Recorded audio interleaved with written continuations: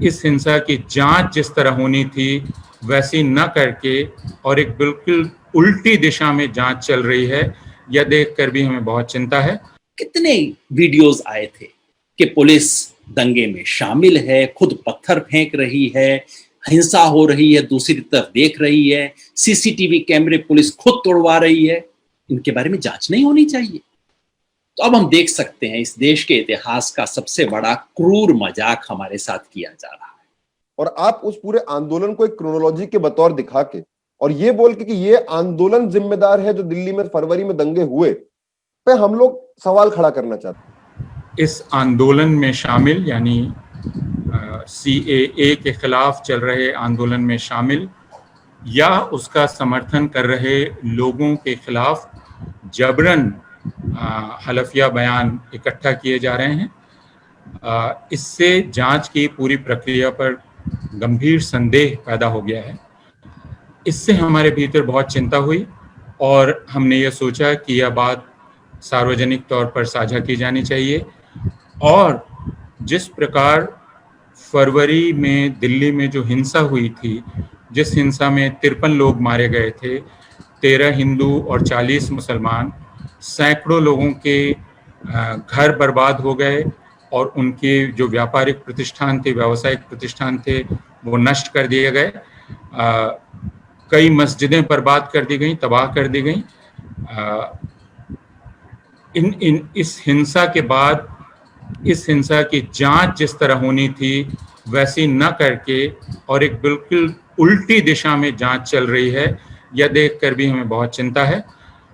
हिंसा हुई थी, जाहिर है हिंसा के पीछे कुछ लोग रहे होंगे, उनकी जांच होनी चाहिए, लेकिन हम यह देख रहे हैं कि इस हिंसा की जांच की जगह CAA, NRC, NPR के खिलाफ जो प्रतिरोध हुआ था, उस प्रतिरोध को ही अपराध ठहराकर उसकी जांच की जा रही है कि उसमें कौन कौन लोग शामिल थे, कैसे शामिल थे, किस तरह से शामिल थे, वगैरह वगैरह, और उसी को अपराध बतलाने का प्रयास किया जा रहा है।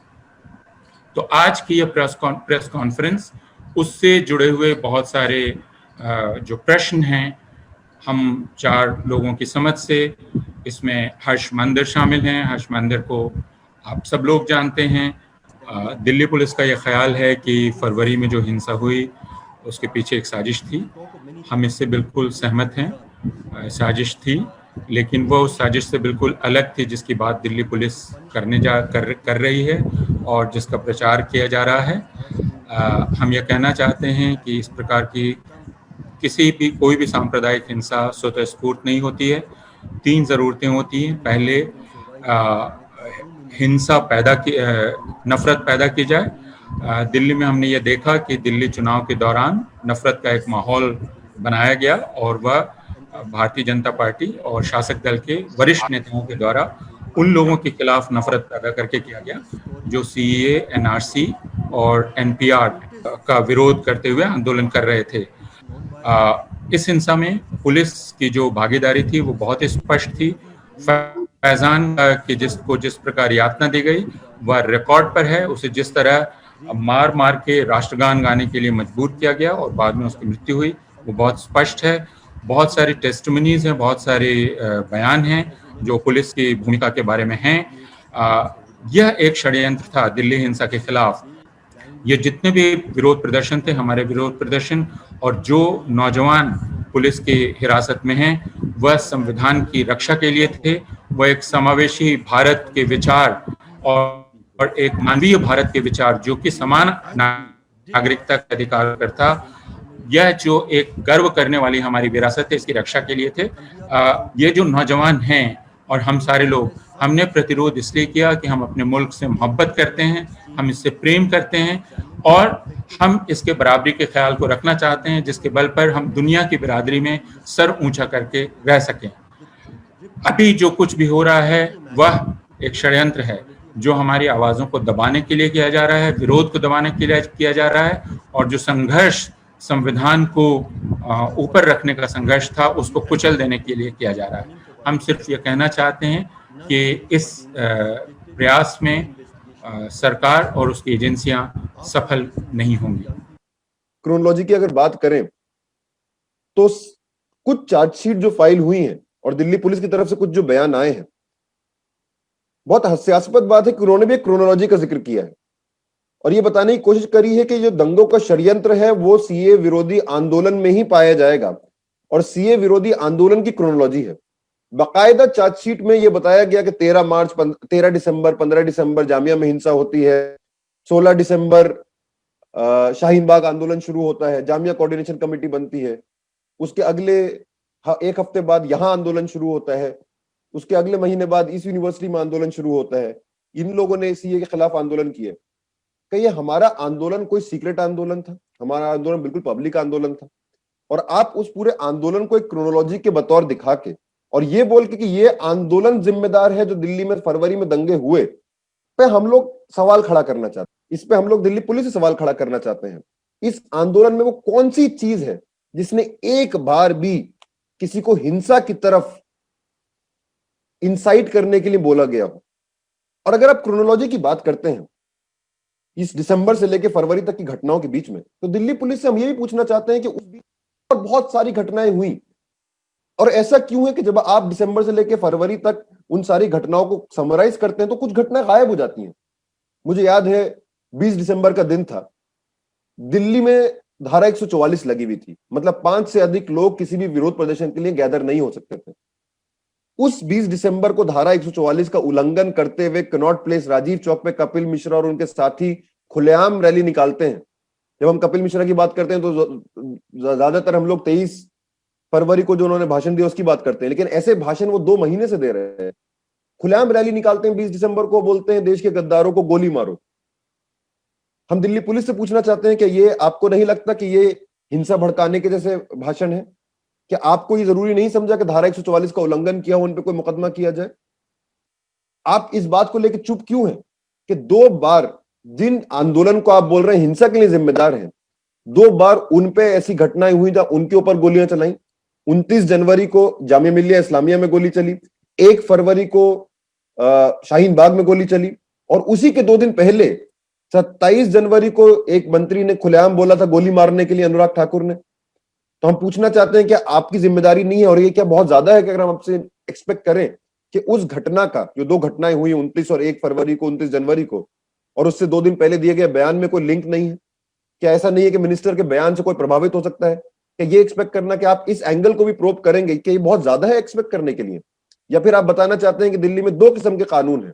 एक कानून है जो नेताओं के लिए, जो वीआईपी लोगों के लिए, जो सत्ता में बैठे जो सत्ताधारी पक्ष है उनके लिए एक सेट ऑफ रूल्स है जहां अगर आप कुछ भी कर दें आपके खिलाफ कोई इंक्वायरी नहीं होगी, कोई इन्वेस्टिगेशन नहीं होगा। और दूसरा सेट ऑफ रूल्स है जहां अगर आपने कुछ किया भी नहीं तो आपके खिलाफ एविडेंस मैन्युफैक्चर करके आपको फंसाने की कोशिश करी जाएगी। क्या दिल्ली पुलिस 2 रूल्स को फॉलो करती है?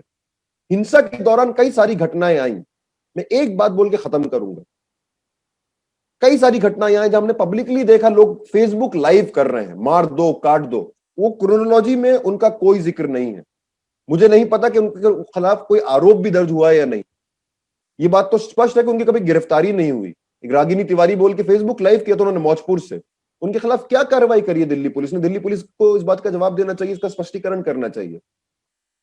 और आज हम पे आरोप लगा के ये उस दिनों जो घटना हुई उसके इतिहास को हमारी आंखों के सामने 6 महीने के भीतर पूरी तरीके से बदल देना चाहते हैं। हम लोग, मैं इतिहास का छात्र हूं, हमने पढ़ा कि इतिहास को बदला जाता है, इतिहास को तोड़ा मड़ोला जाता है, लेकिन नाइडली उस 200-300 साल पुराने इतिहास की बात करते हैं। हमारे सामने 6 महीने पहले जो घटनाएं हुई उसके इतिहास को बदला जा रहा है और उस पर ऑफिशियल मोहर लगाई जा रही है। उनकी कोशिश है ये सारे आरोप सीए आंदोलन में शामिल लोगों पे लगा के, कुछ लोगों को जेल में डाल के, बाकी लोगों के ऊपर आरोप लगा के, किसी के खिलाफ मीडिया में कुछ इंफॉर्मेशन लीक करके वो हमको डिफेंसिव कर देंगे। हम बार बार यही साबित करने में लग जाएंगे और हम पूरे टाइम यही बोलते रहेंगे हमने ऐसा कुछ नहीं किया, और जो असली घटनाएं हुई हैं उसके बारे में कोई चर्चा नहीं करेगा। मैं दिल्ली पुलिस से भी पूछना चाहता हूं, मोहन नर्सिंग होम के अंदर एक घटना सामने आई थी जहां एक अस्पताल की छत पे एक मॉब चढ़ गया था, बंदूक लेके, बम लेके, वहां बम जमीन पे फेंक रहे थे, फायरिंग कर रहे थे। अभी जो आपने 3 चार्जशीट फाइल करी हैं, ऐसा क्यों है कि मोहन नर्सिंग होम के बारे में कोई जिक्र नहीं है? वो किसकी कॉन्स्पिरेसी थी? क्या आप बोलना चाहते हैं कि जो जामिया के आंदोलनकारी हैं वो मोहन नर्सिंग होम की कॉन्स्पिरेसी कर रहे थे? जो फैजान को मारा गया, पीटा गया, और वीडियो में है जहां पीट पीट के बोला जा रहा है कि तुम्हें आजादी चाहिए तो आजादी ले लो, फैजान की मौत हो गई, फैजान के 3 साथी और थे, उसकी कॉन्स्पिरेसी के जामिया और जेएनयू और बाकी शाहीन बाग के आंदोलनकारी कर रहे थे। एक 85 साल की महिला अकबरी, उसको जला दिया, जला के मार दिया, क्या उसकी कॉन्स्पिरेसी आंदोलनकारी कर रहे थे? आप असली कॉन्स्पिरेसी को छुपाना चाहते हैं, और ये इन्वेस्टिगेशन जो कॉन्स्पिरेसी का कर रहा है, ये खुद एक कॉन्स्पिरेसी है।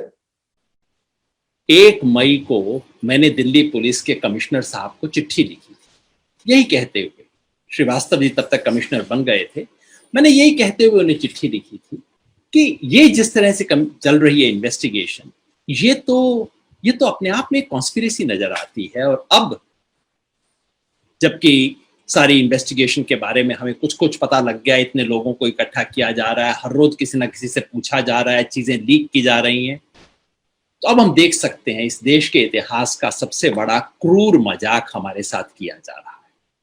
1984 में दिल्ली ने अपनी सड़कों पे एक बहुत विभत्स दृश्य देखा, मैसेकर देखा, लेकिन इस बार एक चीज एक्स्ट्रा हो रही है। जैसा उमर ने कहा कि जो शिकार थे उनको आरोपी बनाया जा रहा है, ये तो 1984 में भी नहीं हुआ था। और जो आंदोलन उससे पहले देश ने जो सबसे शांति प्रिय लोकतांत्रिक आंदोलन देखे हैं अपने इतिहास में, इतनी महिलाएं जिस आंदोलन में आई, तिरंगा उठा के, संविधान को हाथ में लेके, अंबेडकर और गांधी की तस्वीर को लेके जनगण मन गाते हुए, उस आंदोलन को अब हिंसा का स्रोत बताया जा रहा है।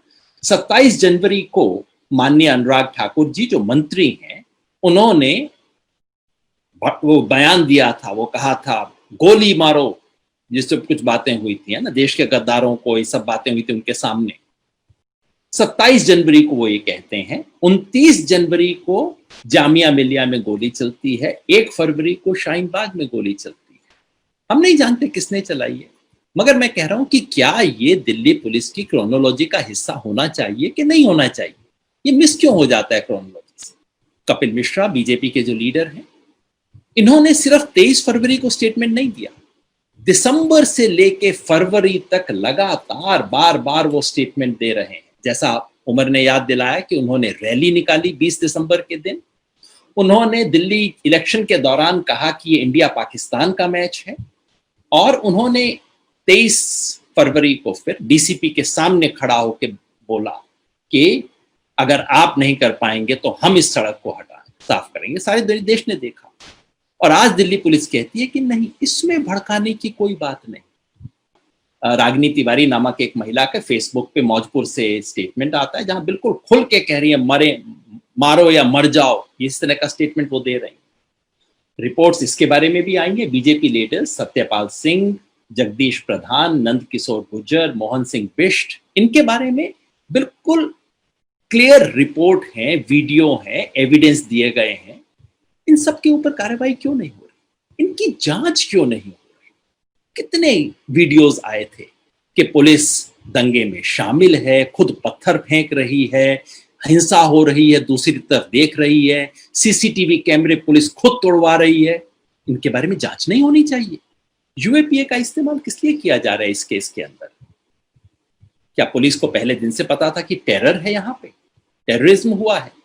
या कि यूएपीए का इस्तेमाल इसलिए किया गया है कि अगर पुलिस कुछ भी प्रूव ना कर पाए तब भी यूएपीए की शील्ड लेके लोगों को बंद करके रख सके, बेल ना मिले, उनके खिलाफ कोई इन्वेस्टिगेशन ना हो, उसके बारे में कुछ पुलिस को प्रूव ना करना पड़े, कोर्ट के सामने कुछ कहना ही ना पड़े। अभी जिस तरह से लोगों को समन किया जा रहा है, रोज पता चलता है कि हमारे कोई मित्र हैं, कोई एक्टिविस्ट हैं, उनको समन किया है, कभी घर पे पुलिस पहुंच जाती है और कहती है कि इन्वेस्टिगेशन के लिए आए हैं। तो ये सारी चीजें मेजरली डराने के लिए हैं, ये सब लोगों को चुप करा देने के लिए हैं, शांत करा देने के लिए हैं। ये जो प्रोटेस्ट जिस चीज के लिए शुरू हुआ था, जो पूरा मूवमेंट था, एक डेमोक्रेटिक मूवमेंट था सीए, एनआरसी, एनपीआर के खिलाफ, वो मूवमेंट के बारे में भी लोग अब बात ना करें। बात करने से 100 बार पहले सोचें, या सरकार को किसी भी चीज के लिए क्रिटिसाइज करने से पहले सब लोग पहले सोचें कि अगर हम अब बोलेंगे तो शायद हमारे साथ ये सब हो सकता है।